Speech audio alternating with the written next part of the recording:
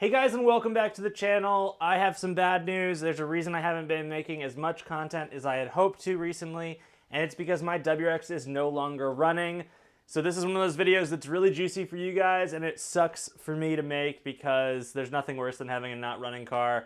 So let me go show you guys down in the garage what's wrong with my car, and I'm gonna kind of take you through the journey of replacing it. This is the hidden side of modifying cars that you just don't know of, and I guess this can happen to any car, but let's go take a look. And here she is. She's all snowy. I was actually just able to get her running to pull it in here, so that's why there's still snow here. This is a super dirty garage because I was just working on my Impreza daily and doing the oil, running a bunch of stuff, installing a head unit, doing a backup camera. You've probably already seen that video at this point, maybe. I don't know when I've posted it. But this car has not been able to run for almost 3 weeks now. It's just been sitting in the snow. So what is the problem? And this is something that basically every car person deals with, but because I've modified my car and done some things electrically, I'm dealing with it even more, and it's a dead battery essentially. But high levels of corrosion and what that does to a battery, and let me show you exactly why.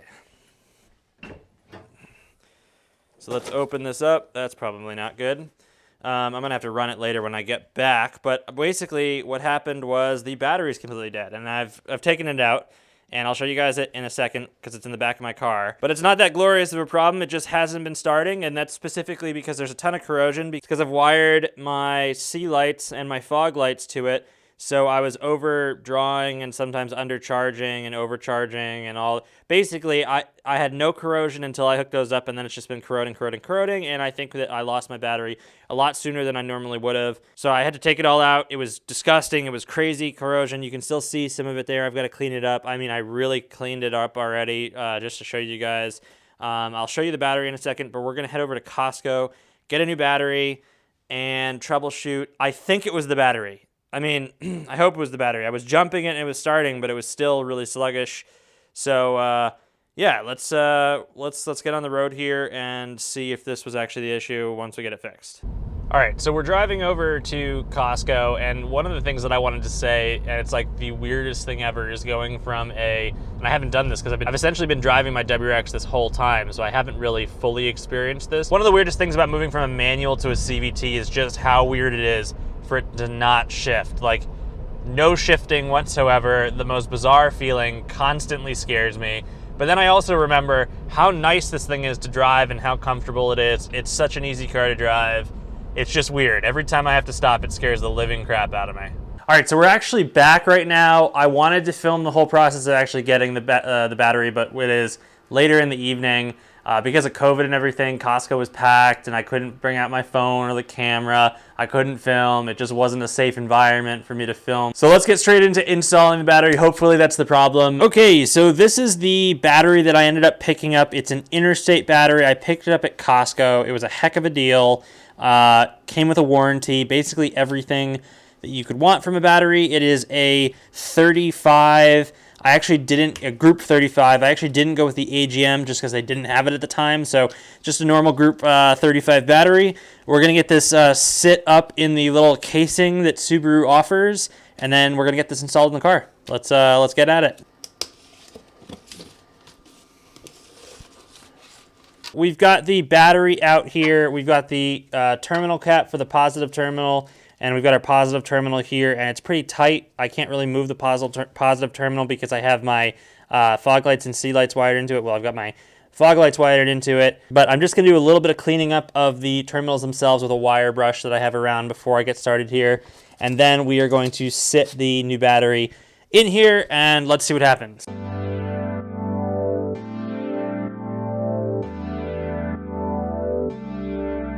I need to order some basically corrosion inhibitor to put on these, to actually put on the terminal so it doesn't corrode in the future, but I wasn't expecting to have to replace the battery, so I haven't done that yet.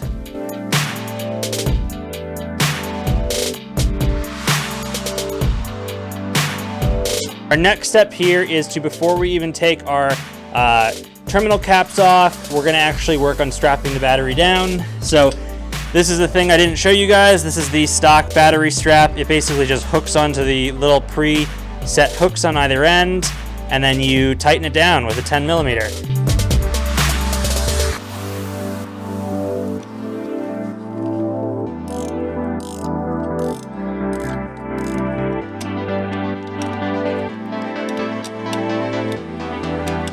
So one thing I wanted to show you guys is this is the battery strap. I've just got a flashlight there.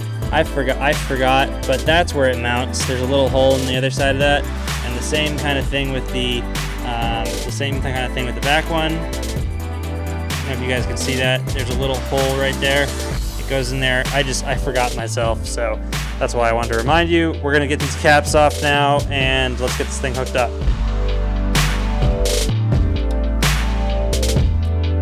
Then, now this is where it starts becoming a safety thing. You need to be super careful here.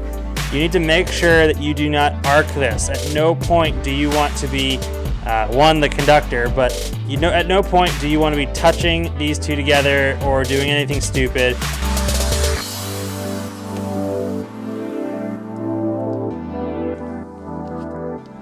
And again, we're staying well clear of the negative, and we're making sure the negative maintains contact with the plastic.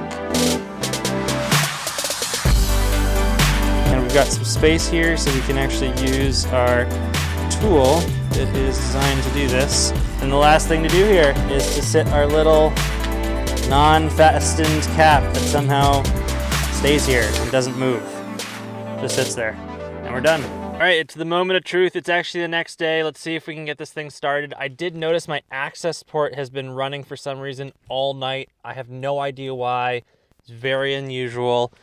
The light obviously is turning on, so let's see if we can start it. Lights are on. It's the first good sign here. And let's see if it turns over. Nothing on the first turn.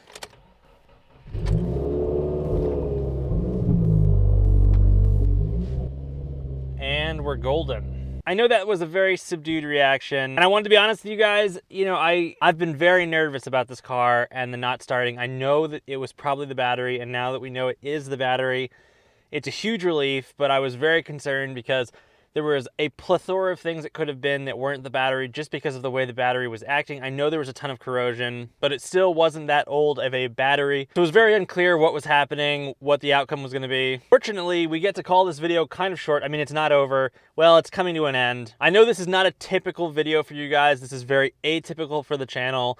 And this is one of those videos that I wanted to throw together because it's the problems that I'm facing. It's what I'm doing on a daily basis, and it's one of the reasons that I'm not able to produce modified content every single day. It's because we deal with things like this all the time, and it's something that, you know, I have to have more respect for you guys, and you know, I wanted to be clear about that's what's happening with me. And yeah, that's pretty much it. So for the first time in a couple weeks, I'm gonna go put some gas in this thing. Hopefully we're gonna have some time to film a video here. I've got lots of installs now that the Impreza is out of the garage, so I'll start getting onto those. So you guys will be seeing those come soon. My guess is in 2 weeks. I've got some pretty good videos coming out in the following 2 weeks. I know this video was a little bit unusual, and I'm not really sure how I'm gonna title it because this is more of a vlog, and I don't, you know, it's fine if you guys don't stick through the whole video. If you stick this far through, let me know in the comment section below because you guys are the real OGs for this channel and you want to follow the car and me. And I know not all of you guys have to do that or want to do that. So yeah, thank you guys for being here. I really do appreciate it.